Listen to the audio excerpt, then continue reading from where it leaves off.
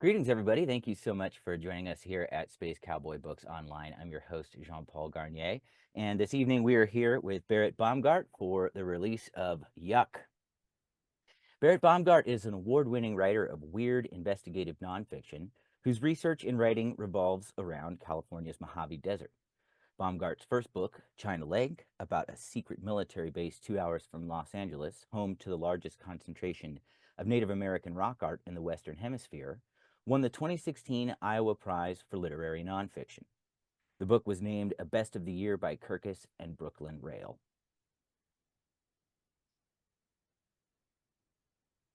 Yuck, just released, won the Wandering Anagus Book Award for Nonfiction.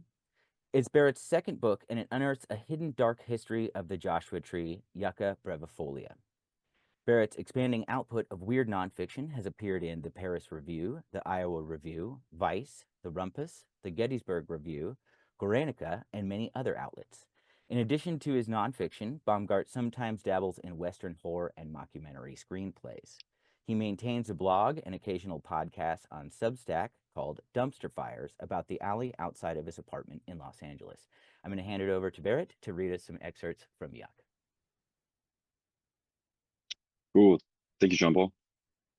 Yeah, so this is a book that unearths a weird sort of buried history of the Joshua tree. What really kicked this thing off was me just discovering, unearthing just this vast treasure trove of Victorian vitriol, often in the most purple prose, just directed at this totally innocent, harmless tree. So I'm going to read kind of from the beginning, one of my favorite parts where these quotes, these voices, all of this animosity, hatred towards this thing that people saw as demoniacal just starts to build and accrue and gets kind of insane and funny. So yeah, this is from the beginning.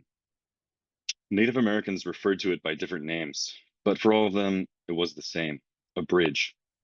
Sovarampi, the southern Paiute said. Umpu, intoned the western Shoshone. The Kuya called it Hamwichawa. The Spanish, traveling overland from Mexico, did not see it as a connecting force, but more an inconvenience likely to sever the leather straps of saddlebags. They likened its stiff, sharp leaves to swords. Izote de desierto, they said when they saw them. Desert dagger. Federal Western land surveyors first stumbled upon them in 1844. The daggers did make an impression. The famed pathfinder, Captain John C. Fremont, wrote that their stiff and ungraceful form makes them to the traveler the most repulsive tree in the vegetable kingdom. Fremont called them yucca trees. It's a very famous quote. But it gets weirder. Until recently, scientists assumed they were a member of the lily family, this despite the fact that some grew over 40 feet tall, lived 800 years, and unlike the lily, produced flowers that were greenish white and ill-smelling, according to an early observer. They are not at all attractive, Mary Parsons concurred in 1900 in The Wildflowers of California. Edna Brush Perkins wrote in 1922 that they were dull, lead-colored things. They have a soiled white color, Parsons added, with a disagreeable fetid odor. Francis M. Foltz wrote in 1919 that it is well that you view the flowers from some little distance, for they give off a strong fetid odor that is exceedingly disagreeable. Nathaniel Britton's 1908 North American Trees claimed that the petals are unpleasantly odorous. Flowers white, rather ill-smelling, Charles Francis Saunders scribbled in 1917. It is a musty odor similar to that of a toadstool, another commentator offered. The horrible smell, moaned a back page of Scientific American. And still none claim to know the precise origin of the word yucca. After the putrid petals bloom, they wither and fall away and leave behind a hard fruit that somewhat resembles green bananas, Lou B. Chapin noted in 1894, although they are the last thing in vegetable rankness. The English-born travel writer Joseph Smeaton Chase agreed. The fruit was just a cluster of nubby pods, bitter and useless. The Indians are said to have eaten its pods in times of famine, a writer for Land of Sunshine quipped around 1890, and they must have been near, indeed, to starvation. Recent found samples of fossilized dung persuaded several scientists that at least one dismal animal tolerated the bitter berries, or at least it tried to for a time. The giant Shasta ground sloth vanished into extinction around the dawn of the Holocene epoch, about 10,000 years ago. In 1854, the famed botanist John Torrey received a parcel of unknown leaves. He read in them a relative of Dracaena draco, a plant long famed as a source of dragon's blood, sangre de drago in ancient Rome, a red medicinal powder especially prized by Egyptian priests during mummification. Torrey supplied the scientific name Yucca draconis, the dragon yucca. Wind of such wondrous taxonomic advancements, however, failed to reach the ears of Western wagon trains. In an apparent attempt at gallows humor, starving desert travelers often referred to the snarling dragons and their fetid flesh not as yuccas, but cabbage. Heavens ahead, the good Lord has bequeathed us a kindly orchard of giant cabbage trees. A folio of dagger-like leaves landed on the desk of botanist George Engelmann in 1871. He determined that Mr. Torrey had erred. Neither impressed nor repulsed, he named them plain Yucca brevifolia, the short-leaved yucca. Not persuaded, in 1877, the landscape photographer Carleton Watkins named his lonely subject Yucca draconis, with an unusual subtitle, Paper Tree. And yet still further names prevailed across the Mojave. As Chapin notes in 1894, the yucca, which the people in one corner of the desert call the monkey puzzle tree, because it would puzzle a monkey to climb anything so bristling, is in harmony with the landscape of its habitat. By which he meant to say that the trees appear to endure an especially tortured existence. Nothing the desert produces expresses it better than the unhappy growth of the tree yucca, Mary Austin wrote in 1903 in The Land of Little Rain. The poet Charlotte M. Hall agreed. In 1911, she described them as a flagellant brotherhood forced to stern penance for old wrongs. Gray pilgrims without pouch or staff, or dust-stained robe, or cockle shell, seek ye the path to some lost shrine, here in this desert, grim as hell. In the title of her poem, she referred to the trees by what was then their ascendant common name, not palmyras or yucca trees, but yucca palms. While doubts about their proper name persisted, consensus assembled around their right appearance. A single adjective seemed to suffice. A small, grotesque tree, submitted Charles Saunders. A grotesque, narrow-leaved evergreen, ventured Little. A small tree with grotesque branching, Johnson said. Clumsy branches, added Saunders. A grotesque tree yucca, wrote Perkins. At high elevations and extremely harsh sites, it grows in grotesque shapes, continued Johnson. It is doubtful if the world produces more grotesque objects in the way of trees, Holtz wrote. Parkins expounded, grotesque arms like monsters in pain. One can scarcely find a term of ugliness that is not apt for this plant, Chase concluded. They didn't just offend the eye, they upset the spirit. A billion crimson sunsets lay buried in the deepest blood memory of humankind. What is beauty or art but an attempt to alleviate an awe that crushes even inside the womb? What is life but a brief sail flapping between two infinite nights? The reddened spectacle of dusk spurs us on. There must be another side at the edge of the planet where the sun goes down and nothing ever dies. To be wistful is to be westful. And yet, after months of grueling effort, early desert pilgrims discovered in California not an enchanted land to the right hand of the Indies, very near to the region of the terrestrial paradise, as Garcia Rodriguez de Montalvo prophesied from Castile, Spain in 1500. The cavalcades did not debouch onto smooth beaches from sheer barrancas that buttressed the castle walls of the Amazonian queen, Calafia, as Hernan Cortes in 1542 assured Charles V he was certain of finding a few days' sail to the northwest. They found not the lost Strait of Anian, for which the crown dispatched Cabrillo to California, nor the 7 cities of Cibola assigned to Coronado. No quantity of gold fit to pave El Dorado lay in cold streams fed from melting alpine snows, at least not in the Southland. Instead, in this hard, parched corner of California, Califomo in Catalan translates to hot furnace. They crossed a murderous sand packed with God's most despised creation, a horrid flora dredged from the rough drafts of Dante, a nightmare hallucination so unseemly even Hieronymus Bosch declined to paint it in his triptychs.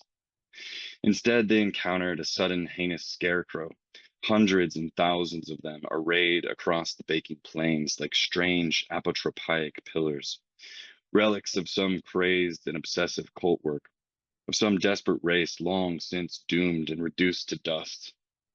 Nothing in the vegetable world is more unprepossessing than the scarecrow, all knees and elbows with handfuls and mouthfuls of daggers. Were they meant to ward off evil, to frighten away invaders, the heathen unclean, the faithless and hypocrite? Were the pilgrims actually stumbling toward paradise? Or did a further hell await behind the forest, beyond the claws of yucca fronds? A landscape filled with yucca brevifolia has a nightmare effect, even in broad daylight. At the witching hour, it can be almost infernal. So concluded California Desert Trails in 1919. Fittingly, the infernal tree resisted fire.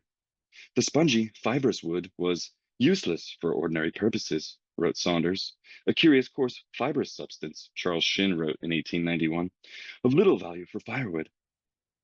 When it burned, the acrid smoke choked the lungs, just as the dry seeds of its insipid fruit spoiled the palate. Such facts proved not merely unhelpful, but more so horrifying to the Christian mind of the westward questing pilgrim. Be fruitful and multiply, fill the earth and subdue it, God himself commanded. Have dominion over the fish of the sea and over the fowl of the air and over the cattle. Behold, I give you every herb bearing seed and every tree. But what were those Argonauts risking life and limb to break new ground in God's country, as Bono might be heard to sing on the album The Joshua Tree, supposed to do with these sudden, damnable trees that would bend to no purpose? The traveler crossing the Mojave Desert has her curiosity violently aroused by certain fantastic tree forms. Weird, demoniacal, wrote Mary Parsons. It is a weird, menacing object, Chase agreed, more like some conception of Poe's or Dore's than any work of wholesome Mother Nature. To inspire fear and loathing in human beings appeared to be the tree's sole purpose. They always seemed to have been arrested in the midst of some uncouth antics, brandishing daggers like a juggler. An affront to aesthetics, to hope and reason, nature, heaven, and earth.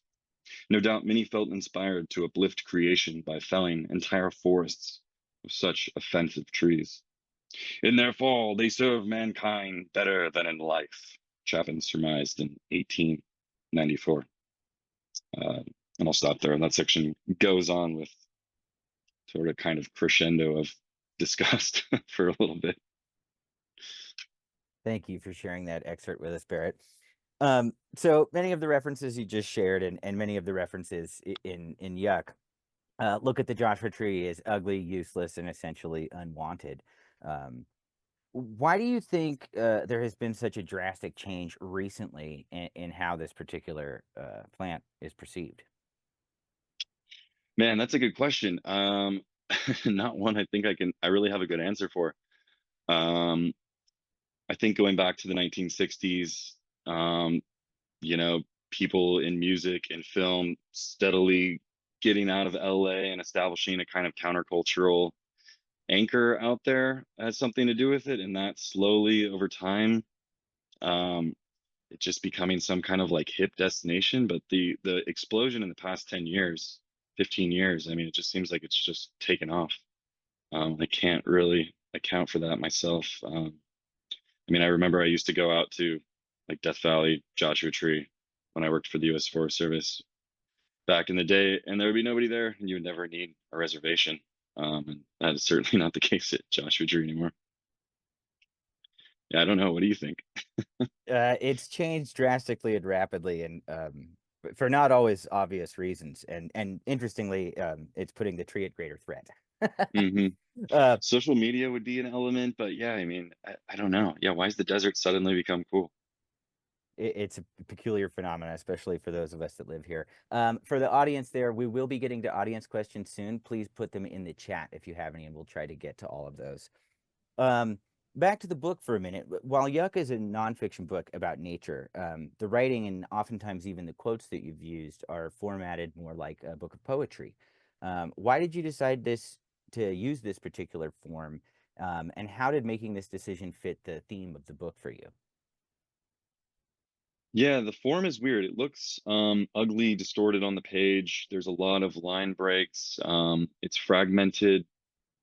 Um, there's kind of like an onomatopoeia element where, we're describing this thing that's grotesque, unshapely, unseemly. I found it fun at a certain point to kind of break up block paragraphs, and kind of put it into this more grotesque form on the page.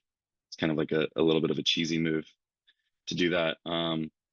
But I had fun with that. And then because it is sampling so many voices, it is just kind of partially a found text. A lot of my nonfiction writing is just a lot of it comes down to a very careful curation of found information, arranging artifacts, found words in a way that creates an effect. It takes a lot of work to figure out how to organize these things. And in a book that is doing so much sampling, I feel like the paragraph form became a little bit um, block paragraphs became a little bit intimidating and imposing. So there was some breath. The wind could move through these fronds of prose and these broken clawing lines a little bit more. It made the text breathe a little bit when it was broken up. Maybe. Yeah, there is a sparseness that does mimic the environment there. And speaking about the quotes and sampling, as you call it, there's a lot of quotes from our previous superintendent, Dave Smith. Um, did you interview him, or were these things that you got just from doing research about this? And if so, what insights did he provide, having been so close to the park and the trees?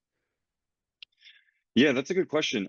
There's about 10 or 12 pages of notes at the back of the book where that's one thing that's really important to me when I write something. A lot of the time it does appear, it might seem like he's making this up. I've never heard of this. This doesn't sound right. So it's very important to me to get all this stuff proven in the back of the page. So that's actually just a lot of the stuff that I've just pulled from the internet. A lot of this stuff is just me during COVID. This book began as not a book, a very simple research project that got out of control during COVID. So that's all stuff that I've pulled offline from different sources. Again, just sampling and weaving it into a complex web of information. And you can find those sources at the back of the book.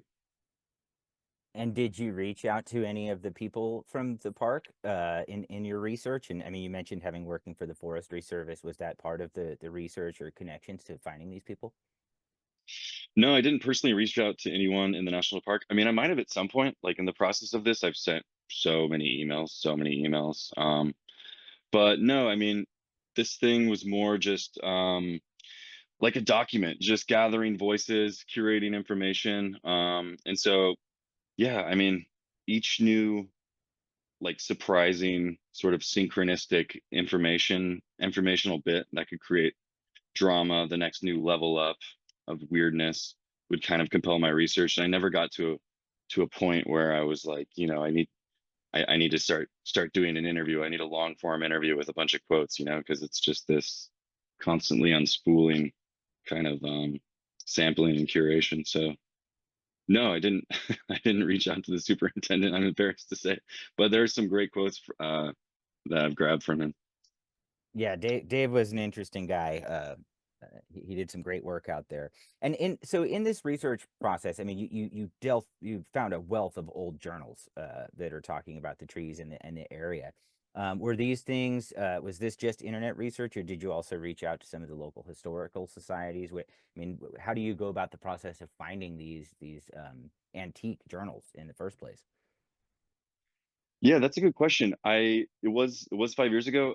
I'm not really sure how it started. A lot of my research, when this stuff starts taking off and starts becomes this stew and it starts like accruing and building density, I'll spend days just just researching and just going a random direction that might yield nothing. But yeah, I mean, a lot of it was Google Books. There's not everything on Earth is online, fortunately. A lot of people think we have the totality of human information online. We definitely don't. But there is also a shit ton of great old books no one is ever going to look at again, that no one has touched or even thought about in a century, that are just sitting around on Google.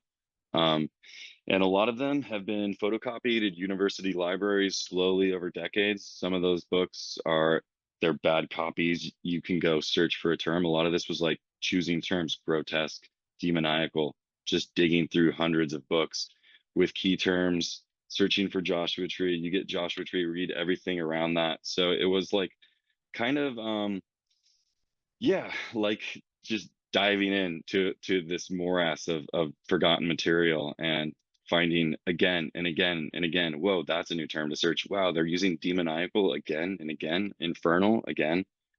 So yeah, it was mostly that. And I collect like rare first editions. I have some Charles Francis Saunders books.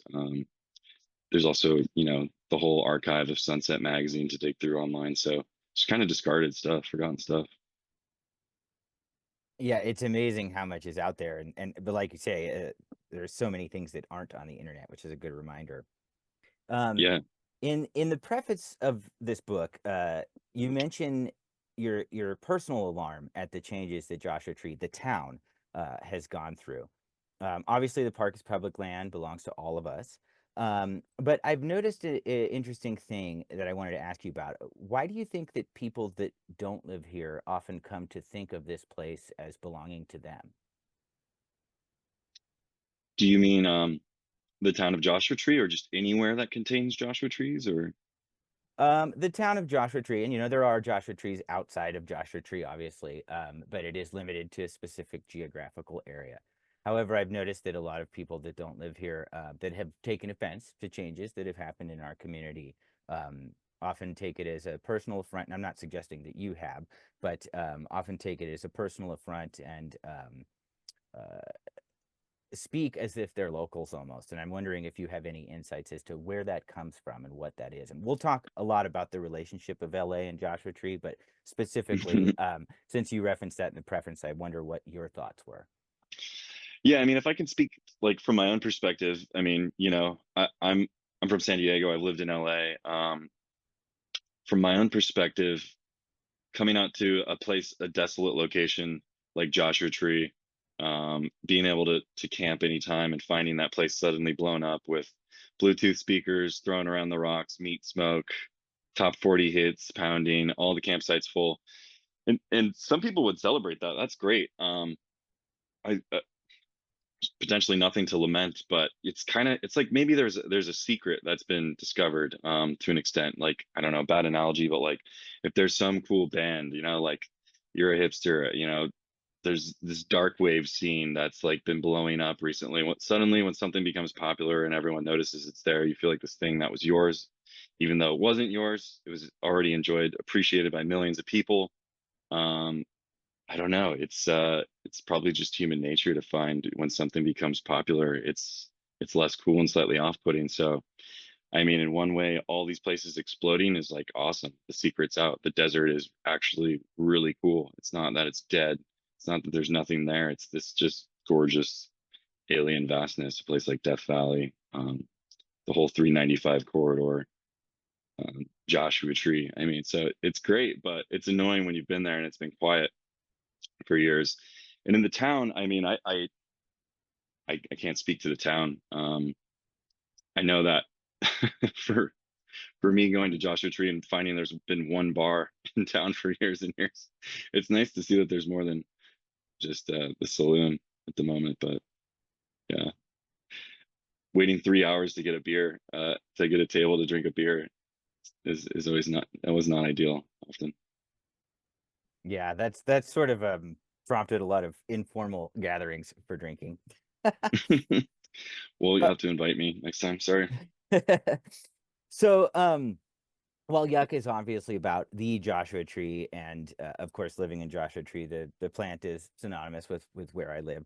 But it's also very much LA. about LA, and Angelinos, and the relationship between Los Angeles and Joshua Tree. Why do you think it is that Angelinos gravitate towards this small community rather than somewhere much closer and equally beautiful, such as Mount Wilson, which is right in LA's backyard? Oh man, I don't know. I think for me, I mean, LA is LA is an entirely unnatural phenomenon. You know, it shouldn't exist. Everything that is here is absolutely there's no minerals, there's no navigable river, there never was a harbor. Everything about LA is artificial. It's entirely dependent on imported water, obviously. So I don't know, maybe at the bottom, underneath, this ground, this earth, there is a sense that, we're standing on this total mirage and that it's not going to last. And something maybe comforting or maybe like educational or spiritually nourishing to step off of that green carpet and off of that concrete and see, you're immediately you're there's some energy, and some intensity that happens when you get out of that artificially built environment and touch, kind of the brutality and the burning light of the Mojave. Um, I'm not going to say most people are that sensitive or spiritual about it potentially, but I don't know. I mean, I think it's an enigma, and the book is exploring that. And I haven't come up with a good answer. I mean, it's a great cultural question. Why is the desert suddenly so cool? I mean, could write a whole book about the human relation to the desert. I mean, where did the religion start? Where did civilization start? You know, where was the first writing system? Getting really weird. Where did the aliens come down? I'm just kidding. Yeah, I don't know. The desert is where we came from potentially. In writing about the desert and doing so much research about the desert, did you look into other deserts too, or early desert literature, such as like the early Christian writings of the desert fathers and things like that? Since you talk about spirituality's relationship to the desert. No, that would be really interesting, but no, I was just trying to keep this, focused, constrained. Yeah, this book could have gone a lot of places, but yeah, it's short. I wanted to keep it brief. I wanted it to obsessively circle this area, circle this subject, and just sort of in this whirlwind, just exhaust all of its potential. Not that it did, but yeah, I mean, I imposed some constraints there, not letting it bleed out too far. And you mentioned in your bio you've written other sort of things. Western horror, love it, by the way. Uh, but a lot of your output is nature writing, as an Angelino, and mentioning that there's essentially nothing natural in Los Angeles. Is that a difficult thing, or does that serve as a sort of catalyst and inspiration to travel and get to know the rest of California? It's a good question. I mean, I think Los Angeles is like one of the most dramatic, like beautiful environments on earth, and it's to me, it's a little bit artificial. There's obviously the politics of Los Angeles, this huge, monolithic, toxic microchip, just cancerous growth, expanding forever. It's created the whole SoCal landscape. But I mean, like, if you stand in the middle of LA, you can see Catalina Island, you can see the ocean, you can look east, you can see snow. It's like, I mean, where else in the United States is that happening? Just beyond that, there's desert. Driving up to 395, there's Death Valley, 200 feet below sea level. You can look up and then see the highest point in the contiguous United States. So for me, LA is just a launching point. There's a deep, rich history here, that I like to explore. The book definitely goes into that. So I think it's important to, I mean, it's not important to do anything. LA is a vast behemoth that will devour you and forget you. But if you can keep your head, above the facade and the palm trees and all the hype and competition, I mean, it's a beautiful landscape that any direction you go, just beyond the concrete is, like, it's full of beauty, wonder, nature. Here's a question from Kat in the audience. But the Christians named the Joshua tree back in the 1900s, right? after Joshua, so they don't always hate it, right? I think it was Mormons, if I remember correctly, but I'll let Barrett take this. Yeah, for sure. Yeah, that would have been. I mean, the book goes through about 50 different possible names that could have stuck for the Joshua tree. It's interesting that Joshua took off, and yeah, it was the Mormons. It's thought to be, yeah, Mormon pioneers crossing the desert saw the Joshua tree as the prophet Joshua with its arms extended to heaven. Supposedly, a cloud passed before the sun and relieved the heat for a second, and there was some revelatory moment. And not to offend any Mormons, but Mormons have some strange beliefs. So in this case, they would be unique among everyone and perceiving this as a divine favor. That might potentially signify their unusual belief system. Um, so obviously, in reading this book, I can tell that you often approach subjects with a sense of humor and coyness. Um, the first page of this book states that it's printed on California cactus paper. Can you talk a little bit about this? Yeah, yeah. So the book, one of the main things the book explores, that hasn't been well documented, that's really fun to, well, it's not fun, but it's fascinating, is that the Joshua tree, the best plan we ever came up with for wiping it off the planet, was turning it into paper.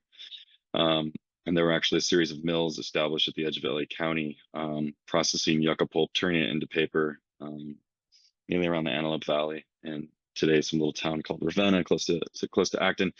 So yeah, when I put that in there, it's a subtle nod to the book's contents, and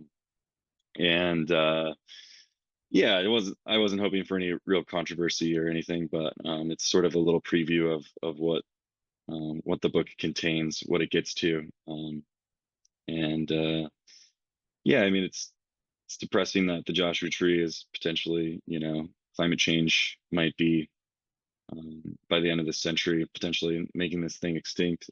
So um, I don't know, drawing attention to its vulnerability by sort of perversely joking about having cut it down to print this book. Not the best joke, but I'm glad you caught it.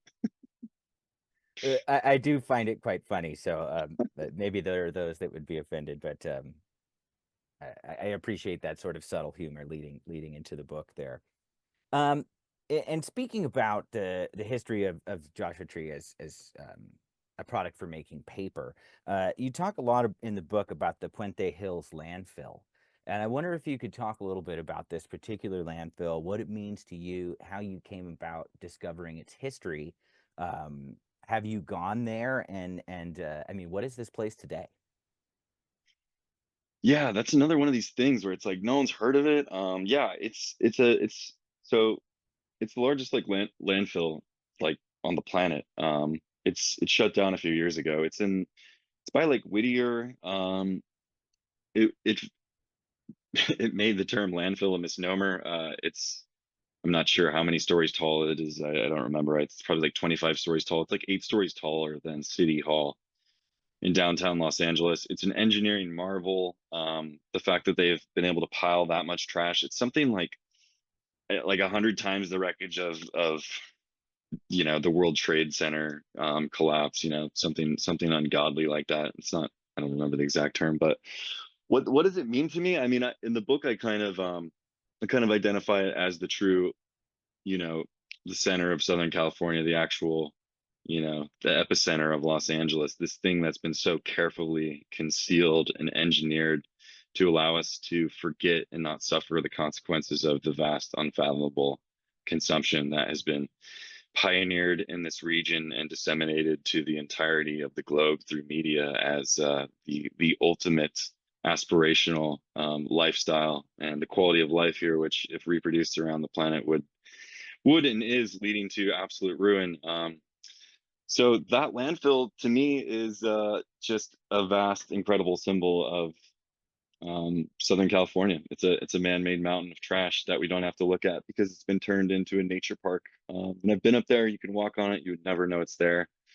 The more industrial elements that are harvesting methane are kind of like concealed. When you go and you walk on the trails and you drive the roads, you don't really get access to that. It's just an open space preserve.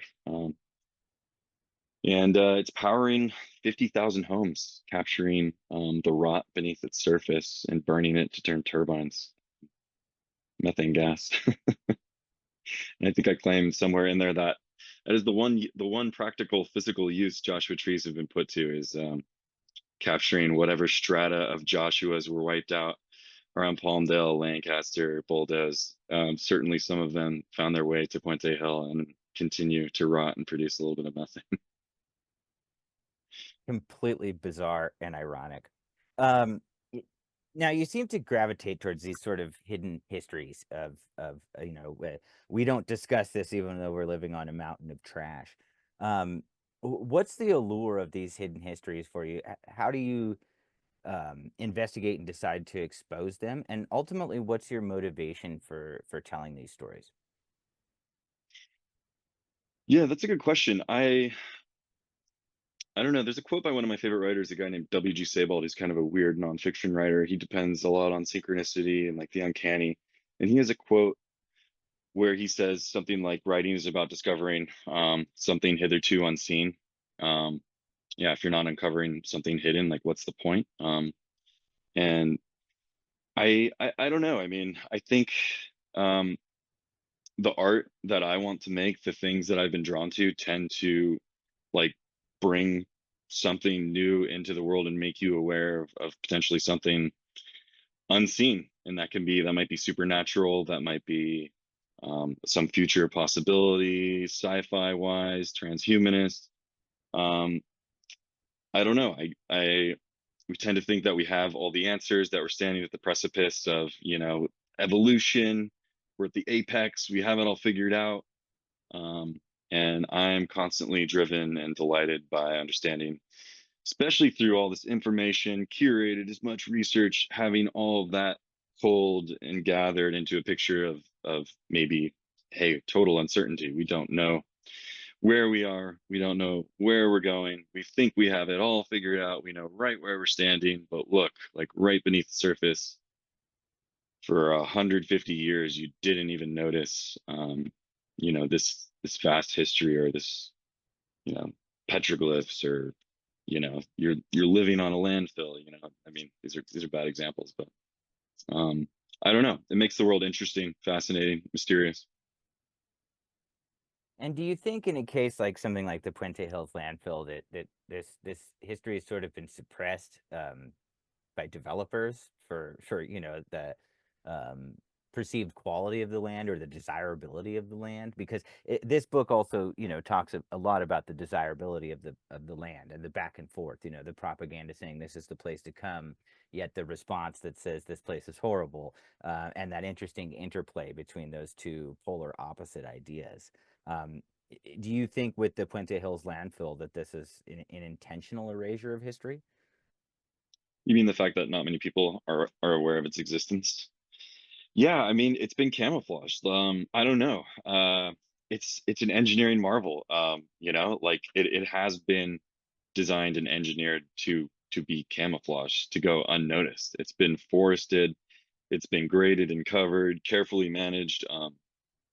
So to call it a suppressed or conspiracy is a little extreme, but I mean, the last thing we want to look at, the last thing we want to know is waste, death, and decay. And yeah, I mean, the asshole of Southern California has just been shitting out an unfathomable amount of trash for, you know, 70 years over there. Uh, it's been suppressed, yeah. And to sort of jump ahead, you know, this book it lists the actual physical figure for the weight of carbon in the atmosphere, which is invisible, which we cannot see. I mean, it's kind of like another analogy. If we could even begin to imagine what was really there, hanging over our heads, ready to crush us, potentially. I mean, what would we do? But thankfully, it's clear we can't really see it, and we can debate whether or not that hurricane or whatever was, actually made worse by climate change. And in the meantime, Puente Hill is fairly, very carefully concealed, so we don't have to face the reality at the moment. It's almost an ironic and somewhat beautiful dichotomy that we would take our piles of trash and turn them into nature preserves. But what do you think that says about humanity that we wouldn't just preserve the nature in the first place? I don't know. Something is deeply wrong with the human race, man. I don't know. Why do we have to kill and destroy? Yeah, I mean, human consciousness, our brain. There was this ape somewhere hundreds of thousands of years ago on the African savannah that's brain got really big and it could plan ahead and it started building tools. And here we are today. I mean, in the blink of an eye, human beings have just ripped across the globe, transformed every possible environment. The religions say we're evil, that there's been some great fall and full of sin. I mean, I don't necessarily believe that, but I mean, yeah, what we're the only one out there just transforming, raping, burning, and destroying this environment. We keep thinking we're gonna figure it out. Elon Musk is gonna save us. We're gonna get carbon capture and storage and da, da, da, da, da. So yeah, short of some unforeseen miracle of engineering, I'd say we're really headed. We've been headed in the wrong direction. I don't know. I'm going off on all your questions, talking too long. You're asking big questions, man. Sorry. Not at all, and I'm asking big existential ones. So while we're at it, I expect you to know the meaning of life, right? Yeah. No, I know we can't necessarily answer these things, but it's great fodder for conversation, and I like how the book addressed that dichotomy between this, destruction, landfill, and beauty, ultimately beauty that accompanies it. Which is a very odd and strange thing to me. And I wonder, in all of your research, what are some of the oddest and or most surprising things that you encountered about the tree? Or maybe some things that you also decided not to include in the book because they didn't fit your theme. Oh man, that's a good question. I mean, the most surprising stuff I think is in there. I mean, um, the fact that this thing was just universally despised, you know, with hundreds of writers calling for its extinction, trying to find any possible way to get rid of it. One of the more interesting things I found that seems unbelievable was to continue the theme of destruction, the despair. The Joshua Tree supposedly was imported to the European theater in the trenches in World War I to make casts and splints. Like its bark was somehow flexible and applied to wounds. And from what I could tell, because it couldn't be sterilized, that didn't last long. It's creating infection.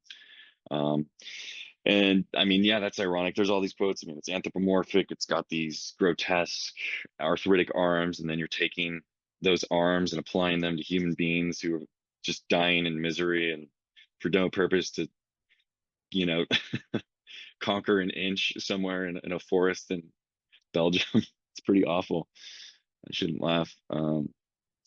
But I mean, yeah, everything in this book was interesting. Obviously, the mutualism of the moth is fascinating. It's a dark thing to imagine. It gets to at the end of the book, thinking about how many moths are out there, the finite amount of time they have to find these trees, that finite window, the evolution, just the deep mystery of that relationship. Um, I mean, just profoundly fascinating. Um, and yeah, stuff I left out. I don't know. I tried to put everything in there. Nothing comes to mind at the moment. There's obviously plenty that I couldn't include, but nothing jumps out at like, oh man, I wish I'd got that in there. I think it's acceptable for us to laugh at insanity. I think it's a normal human reaction. So no problem there. That is so peculiar. I was baffled by that story as well.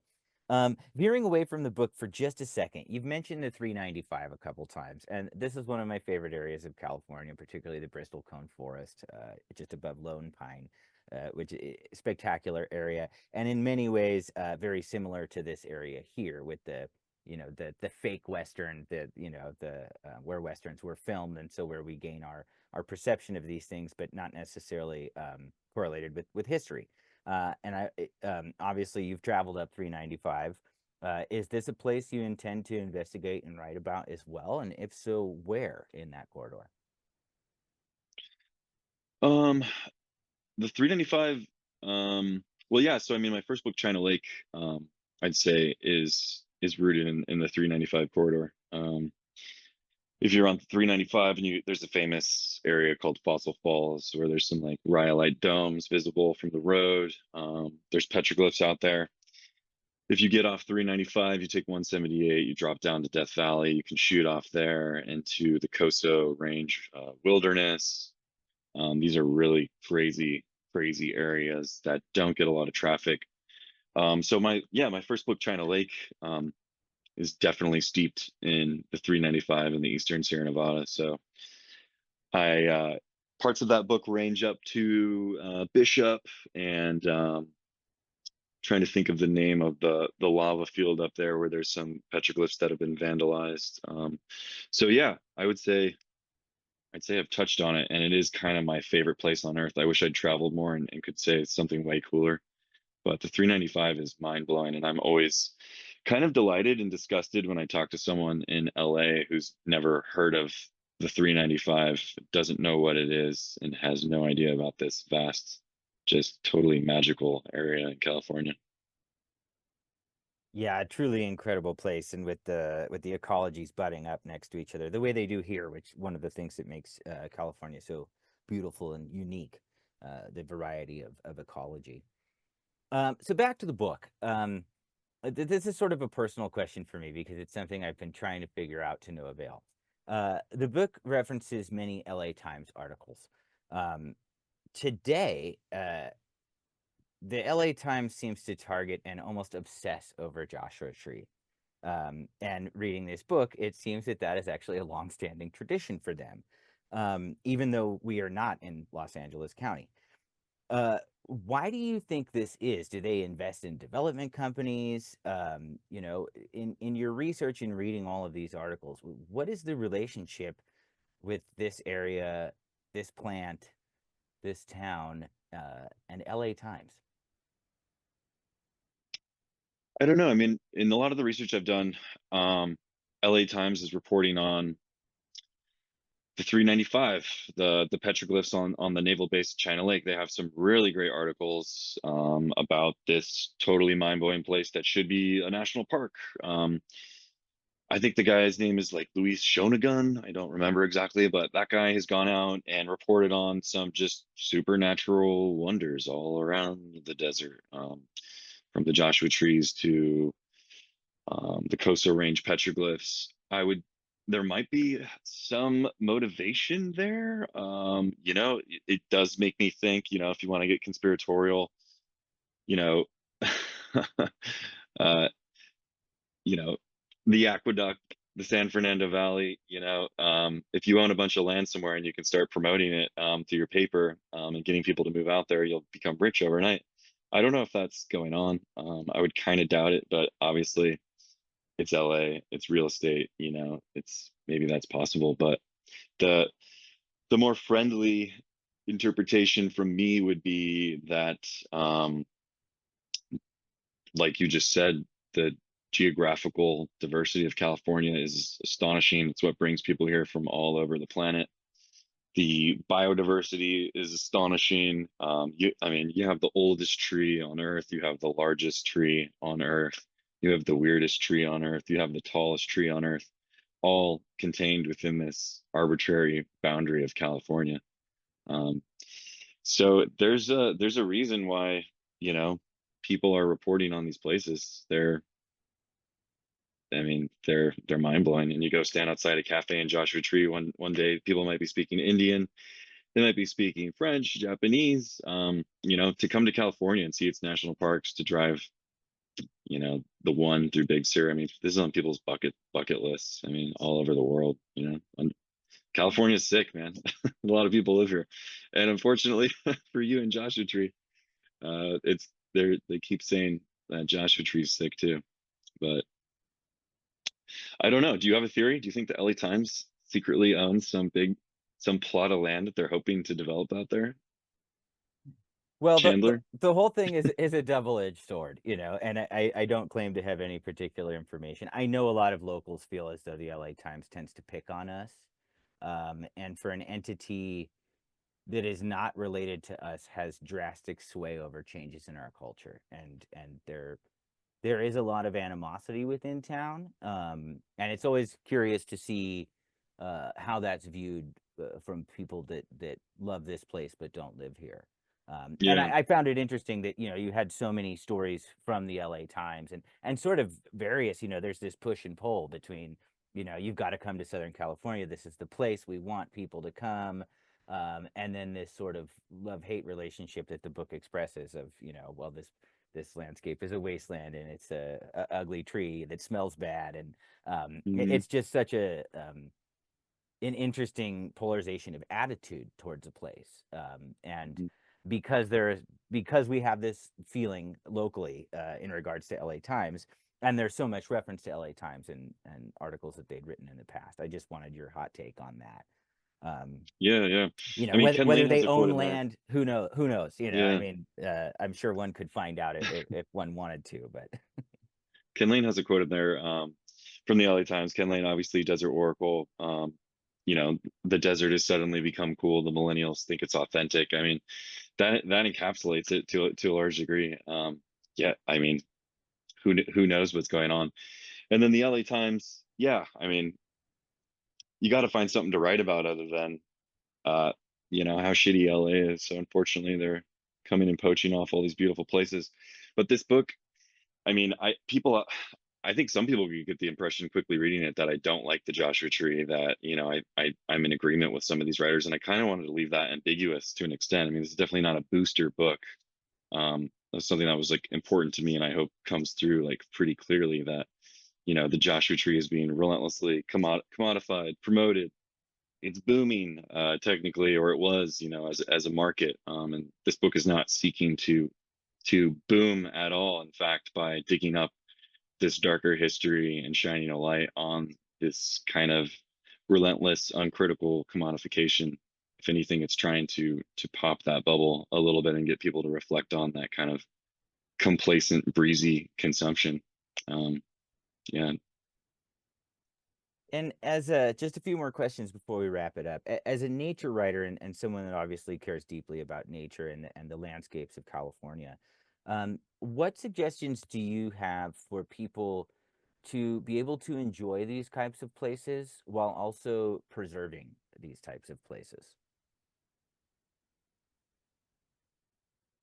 yeah.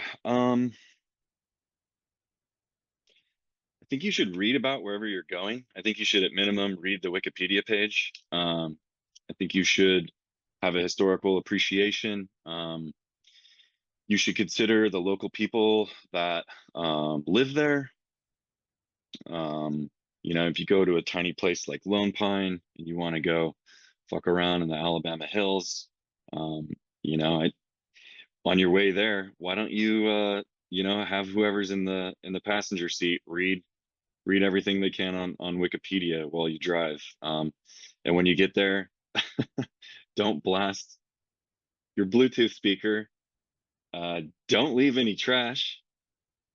Don't yell and scream. Um, I say all that, but now you go to these places, man, and it's like, who are all these rich people with these $60,000 trucks with these Airstream in tow? Like, how am I going to tell those people how to consume and use like BLM land? Like you go to Alabama Hills, it's totally blown up.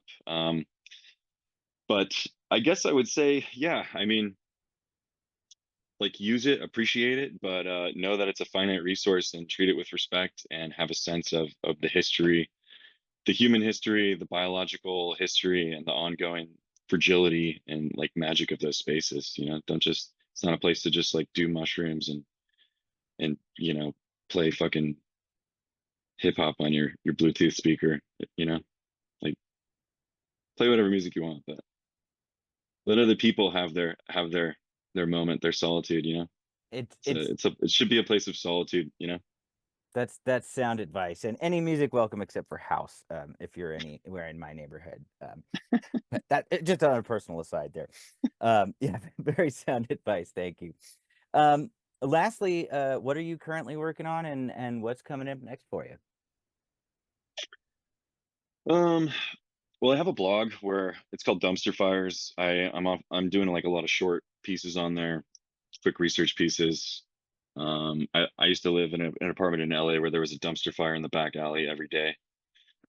Um, so that's going on. Some of the more ambitious series of writing that I've done on there. There's a piece about Erewhon that people love. That is an eviscerating historical deep dive of Erewhon, that wellness grocer. But you mean the grocer, not the author? Yeah, the Okay. grocer. Yeah, yeah. It was a book in 1872. Yeah. Um, and then there's a big book that I've been working on for many years that is rooted in a similarly kind of almost unbelievable sort of hidden find out here in the landscape in LA that not many people know about. That's kind of astonishing. And I've been working on that for years and not sure what form that will ultimately take, but it's exciting. Do you want me to say more about it, or should I keep it? Should I keep my secrets? That's up to you, my friend. Yeah. Well, at the end of the San Fernando Valley, there's a facility owned by Boeing where there was a nuclear meltdown in 1959, that not many people know about, called the Santa Susana Field Laboratory. And I've been working on a book about that place for a long time. And there's some kind of astonishing historical synchronicities that are out there, kind of like what you would find in my first book, China Lake. If you looked into that, you would find some stuff that even levels up on the weirdness and impossibility beyond that. Um, so yeah, if you go to my blog, Dumpster Fires, you can get a sample of where that stuff is going. Um, but yeah, if I start going into it, I'll start talking for 30 minutes and not sound like a legitimate authority, because the facts on that one are pretty hardcore. Truth is stranger than fiction, and it is because fiction is obliged to stick to possibilities. Truth isn't. That's the second half of that Twain quote. For everything is true but the facts, as Leslie Nielsen said. Um, Exactly. Barrett, thank you so much. For the audience, there is a link to Dumpster Fires in the chat there. If you're watching on YouTube, links to the book, Barrett's website, and that blog will be in the info below the video. Thank you so much for joining us. Yuck, Birth and Death of the Weird and Wondrous Joshua Tree. Check this book out, learn about this area and its bizarre history. And we'll have to have you back when that other book is finished and find out what the hell is going on in the San Fernando Valley. Yeah, that would be fun, man. I appreciate it. Thanks, Barrett. Have a great night, everybody. Thank you for coming.